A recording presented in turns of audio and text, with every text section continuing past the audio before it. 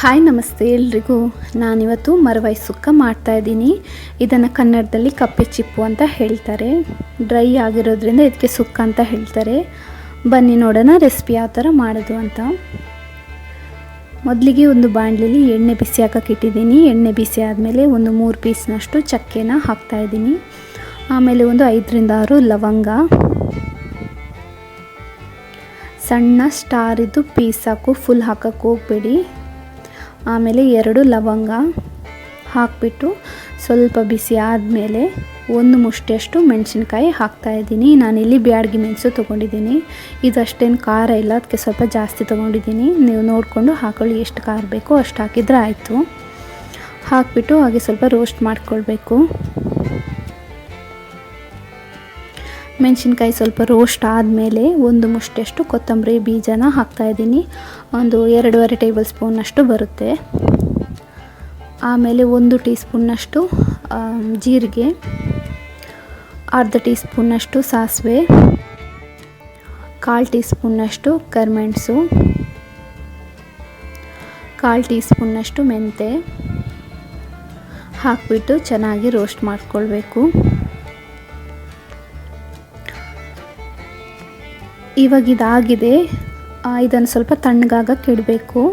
ತಣ್ಣಗಾದಮೇಲೆ mixie ಜಾರಿಗೆ ಹಾಕಿಬಿಟ್ಟು powder ಮಾಡ್ಕೊಳ್ಬೇಕು. ನುಣ್ಣಗೆ ಪೌಡ್ರ್ ಮಾಡ್ಕೊಳ್ದೇನು ಬೇಕಾಗಿಲ್ಲ. ಸುಕ್ಕ ಅಂದರೆ ಸ್ವಲ್ಪ ದರ ಅಂತ ಪುಡಿ ಮಾಡಿಕೊಂಡ್ರೆ ಸಾಕಾಗುತ್ತೆ.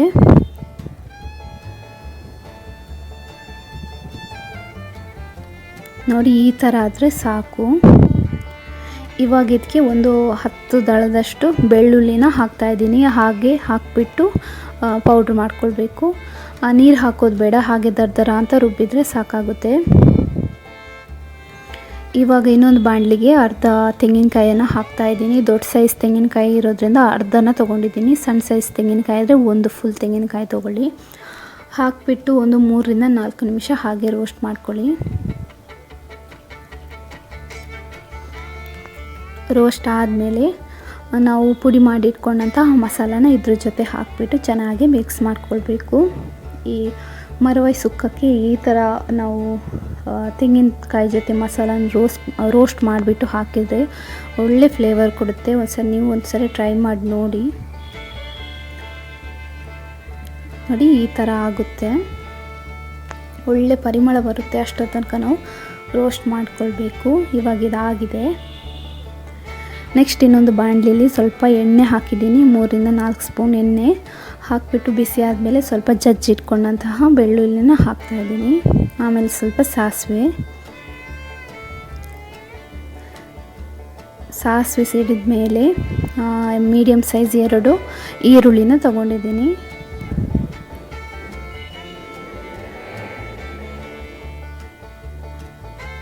ಈರುಳ್ಳಿ ಹಸಿ ವಾಸನೆ ಹೋಗಬೇಕು, ಸ್ವಲ್ಪ ಬಾಡಬೇಕು, ಅಷ್ಟರ ತನಕ ಬೇಯಿಸ್ಕೊಳ್ಬೇಕಾಗುತ್ತೆ.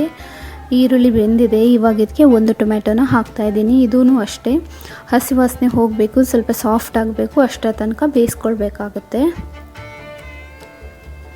ಇವಾಗ ಇದಕ್ಕೆ ನಾನು ಕರಿಬೇವು ಸೊಪ್ಪನ್ನು ಹಾಕ್ತಾಯಿದ್ದೀನಿ. ಈ ಥರ ಹಾಕೋದ್ರಿಂದ ಒಳ್ಳೆ ಪರಿಮಳನೂ ಕೊಡುತ್ತೆ, ಒಳ್ಳೆ ಫ್ಲೇವರು ಬರುತ್ತೆ. ಲಾಸ್ಟಿಗೆ ಕೂಡ ನೀವು ಹಾಕ್ಕೊಳ್ಬೋದು ಕರಿಬೇವು ಸೊಪ್ಪು, ಮೊದಲೇ ಹಾಕಬೇಕಂತಿಲ್ಲ. ಒಳ್ಳೆ ಪರಿಮಳ ಕೊಡುತ್ತೆ, ಅದಕ್ಕೋಸ್ಕರ. ಆಮೇಲೆ 1 ಸ್ಪೂನ್ನಷ್ಟು ಶುಂಠಿ ಬೆಳ್ಳುಳ್ಳಿ ಪೇಸ್ಟನ್ನು ಹಾಕಿಬಿಟ್ಟು ಮಿಕ್ಸ್ ಮಾಡ್ತಾಯಿದ್ದೀನಿ. ಸ್ವಲ್ಪ ಅರಿಶಿನ ಮಿಕ್ಸ್ ಮಾಡಿದ ಮೇಲೆ ತೊಳೆದಿಟ್ಕೊಂಡಂತಹ ಈ ಕಪ್ಪೆ ಚಿಪ್ಪು ಅಥವಾ ಮರವಾಯನ್ನು ಹಾಕ್ತಾಯಿದ್ದೀನಿ. ಹಾಕಿಬಿಟ್ಟು ಚೆನ್ನಾಗಿ ಮಿಕ್ಸ್ ಮಾಡಿಕೊಳ್ಬೇಕು.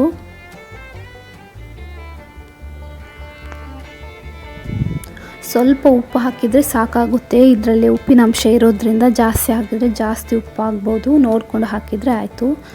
ಸ್ವಲ್ಪನೇ ಹಾಕಿಬಿಟ್ಟು ಮಿಕ್ಸ್ ಮಾಡಿಕೊಳ್ಬೇಕು. ಇವಾಗ 1 ಲೋಟದಷ್ಟು ನೀರನ್ನು ಹಾಕ್ತಾಯಿದ್ದೀನಿ. ನೀರು ಹಾಕಿಬಿಟ್ಟು ಮುಚ್ಚಿಬಿಟ್ಟು ಬೇಯಕ್ಕಿಡಬೇಕು. ಇವಾಗ ನೋಡಿ ಬೆಂದಿದೆ, ನೀರೆಲ್ಲ ಆವಿಯಾಗಿದೆ, ಸ್ವಲ್ಪನೇ ನೀರು ಉಳ್ಕೊಂಡಿದೆ. ಇಷ್ಟರ ತನಕ ಬೆಂದರೆ ಸಾಕಾಗುತ್ತೆ. ಇವಾಗ ಇದಕ್ಕೆ ನಾನೊಂದು ನಿಂಬೆ ಸೈಜಿದ್ದು ಹುಣಸೆ ಹಣ್ಣು ರಸನ ಹಾಕ್ತಾಯಿದ್ದೀನಿ. ಜಾಸ್ತಿ ಏನು ಬೇಕಂತಿಲ್ಲ, ಟೊಮೆಟೊ ಹಾಕಿದ್ದೀವಲ್ಲ ಹುಳಿ ಇರುತ್ತೆ, ಸ್ವಲ್ಪನೇ ಹಾಕಿದರೆ ಸಾಕು. ಆಮೇಲೆ ಇದಕ್ಕೆ ನಾವು ರೋಸ್ಟ್ ಮಾಡಿ ಇಟ್ಕೊಂಡಂಥ ತೆಂಗಿನಕಾಯಿ ಮತ್ತು ಮಸಾಲ ರೋಸ್ಟ್ ಇದೆ ಅಲ್ವ, ಅದನ್ನು ಹಾಕ್ತಾಯಿದ್ದೀನಿ. ಹಾಕಿಬಿಟ್ಟು ಚೆನ್ನಾಗಿ ಮಿಕ್ಸ್ ಮಾಡ್ಕೊಳ್ಬೇಕು.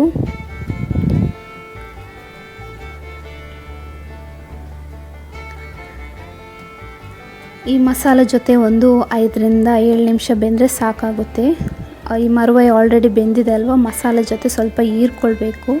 ಅದಕ್ಕೋಸ್ಕರ ಒಂದು 5 ರಿಂದ 6 ನಿಮಿಷ ಇಟ್ಟರೆ ಸಾಕಾಗುತ್ತೆ. ನೀರು ಹಾಕೋ ಅವಶ್ಯಕತೆ ಇಲ್ಲ, ಸುಕ್ಕ ಅಂದರೆ ಸ್ವಲ್ಪ ಡ್ರೈ ಆಗಿರುತ್ತಲ್ವ.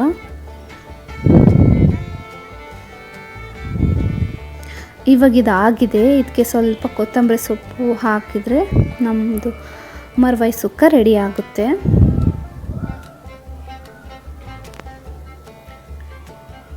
ಇವತ್ತಿನ ಈ ರೆಸಿಪಿ ನಿಮಗೆ ಇಷ್ಟ ಆಗಿದ್ದರೆ ಲೈಕ್ ಮಾಡಿ, ಕಮೆಂಟ್ ಮಾಡಿ, ನಿಮ್ಮ ಫ್ರೆಂಡ್ಸ್ ಜೊತೆ ಫ್ಯಾಮಿಲಿ ಜೊತೆ ಶೇರ್ ಮಾಡಿ. ಇಷ್ಟರವರೆಗೆ ನಮ್ಮ ಚಾನಲನ್ನು ಸಬ್ಸ್ಕ್ರೈಬ್ ಆಗಿಲ್ಲ ಅಂದರೆ ದಯವಿಟ್ಟು ಸಬ್ಸ್ಕ್ರೈಬ್ ಆಗಿ.